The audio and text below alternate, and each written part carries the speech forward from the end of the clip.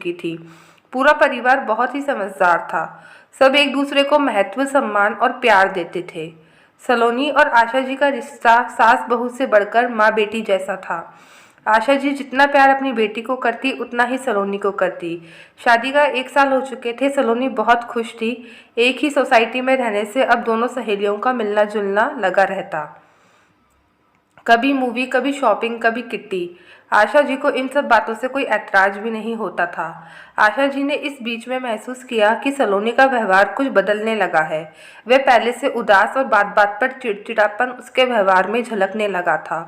बातों का जवाब भी अब सिर्फ हाँ या ना में ही देती थी। एक दिन सलोनी और केशव में किसी बात को लेकर बहस हो रही थी। तभी आशा जी के कानों में सलोनी की बात सुनाई पड़ी। इस घर में सिर्फ हर पल मुझे ही समझौता करना पड़ता है। सिर्फ मेरे काम के लिए तुम्हारे पास पैसे नहीं होते हैं। सिर्फ हर चीज़ की परमिशन मैं ही लूँ। बाकी जिसकी जो मर्जी वो अपने आप ले सकता है। सलोनी ने ऐसा कहा। देखो सलोनी, तुम ऐसा क्यों सोचती हो? तुमको क्या हो गया है? मेरी बात समझने की कोशिश करो। मेरी मीटिंग है, मैं अभी घूमने नहीं जा सकता। तुम अगले महीने का रख लो। तुम्हारी सहेली आकांक्षा को बोल देना कभी और का प्लान कर ले ट्रिप। आशा जी माजरा समझ चुकी थी। वह चुपचाप से अपने कमरे में लौट गई। अगली सुबह आशा जी ने सलोनी से कहा, बहू तुम्हारी सहेली को कभी घर पर बुलाओ। सलोनी ने सिर्फ हाँ कहा और बड़बड़ाते हुए वहां से चली गई। उसी दिन शाम को आकांक्षा उसके घर आई। दरवाजा आशा जी ने ही खोला और सलोनी को आवाज लगाई, आओ बेटा अंदर। मैंने कहा जी आंटी जी। तभी सलोनी ने उसको देखकर कहा, अरे आकांक्षा, तू क्यों आई? मुझे बुला लिया होता। क्यों, मैं नहीं आ सकती क्या? आज इनकी छुट्टी थी तो सोचा तुझसे मिल लूं और पूछ भी लूं कि तू चल रही है ना ट्रिप पर। आकांक्षा ने कहा, आ कमरे में आ, चलकर बातें करते हैं। सलोनी, तुम मुझे कुछ उदास लग रही है। कुछ बात हुई है क्या? आकांक्षा ने पूछा। नहीं यार, बस ऐसे ही थोड़ा मूड खराब था। तो आकांक्षा, हम लोग ट्रिप पर नहीं जा पाएंगे। केशव को कुछ काम था ऑफिस में, सलोनी ने कहा। अच्छा, मुझे तो देखकर ही समझ में आ गया था माजरा, आकांक्षा ने कहा। एक बात बता, तू सास ससुर के साथ कैसे रह लेती है? तुझे बंदिशें नहीं लगती? मैंने तो साफ साफ उनको मना कर दिया था। सारी आज़ादी छिन जाती है, कोई पर्सनल लाइफ नहीं रह जाती। हर काम में परमिशन और उनका मुंह देखते रहो बस। क्योंकि आखिर में समझौता सिर्फ बहुओं को ही करना पड़ता है। और शायद तेरे मना करने की वजह भी यही है। अरे ऐसा कुछ नहीं है आकांक्षा। मेरे सास ससुर बहुत अच्छे हैं और मुझे बहुत प्यार करते हैं। मुझ में और मेरी ननद में कभी कोई फ़र्क नहीं करते, सलोनी ने कहा। देख सलोनी, तेरा तो पता नहीं, लेकिन मेरा तो पर्सनल एक्सपीरियंस यही कहता है कि रिश्ते कभी भी सिर्फ और सिर्फ प्यार के सहारे नहीं चल सकते।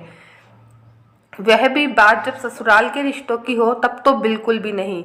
दुनिया की नज़रों में ये रिश्ते खड़े तो प्यार के पैरों पर होते हैं, लेकिन उम्र का सफ़र समझौते की बैसाखी के सहारे ही तय करते हैं। और फिर शुरू में ये सब पति, सास ससुर, ननद, सभी रिश्ते प्यार के रंग में ही रंगे होते हैं। लेकिन बहुत जल्दी प्यार का रंग उड़ जाता है और रिश्तों को खूबसूरत दिखाने के लिए समझौते का रंग चढ़ाना पड़ता है। प्यार की जगह समझौते ही मजबूत होते हैं और जिंदगी भर आखिर में बहू के कंधों पर इन रिश्तों को बांधे रखने का बोझ होता है। आशा जी ने आकांक्षा की सारी बातें सुनी और चाय नाश्ता लेकर दरवाजे को खटखटाकर बोली, सलोनी चाय ले लो बेटा। मम्मी जी आप? सलोनी चौंक गई। हाँ बहू, लेकिन आपने इतनी मेहनत क्यों की? तो क्या हुआ बहू, मेरी सहेलियाँ आती है तो तुम भी तो करती हो ना। तो आज मैंने भी वही किया। आकांक्षा, तुम्हारी चाय में कितनी चम्मच चीनी डालनी है? आंटी जी, मैं बिना शक्कर की चाय पीती हूँ। क्यों? वह आंटी जी, शक्कर से फैट बढ़ता है और फैट फ्री रहना आज के ज़माने के फैशन की डिमांड में है। लेकिन बेटा, मेरा मानना तो है कि चाय अगर मीठी ना हो तो मज़ा ही नहीं आता। हर चीज़ की निश्चित मात्रा तय है ना ज़्यादा ना कम। और वैसे भी ज़्यादा डिमांडिंग होना भी अच्छी बात नहीं है। हम ज़्यादा डिमांडिंग होते हैं तो रिश्तों और जीवन में हमेशा कड़वाहट ही हासिल होगी। क्यों सलोनी, सही कहा ना बहू? आकांक्षा, अब मैं सीधे तुम्हारी बात पर आती हूँ। तुम्हें पता है, रिश्तों में सिर्फ डिमांड करने से काम नहीं चलता। रिश्तों में अगर प्यार और सम्मान चाहिए तो प्यार और सम्मान देना भी पड़ता है। सिर्फ डिमांड पर डिमांड करना नहीं चाहिए।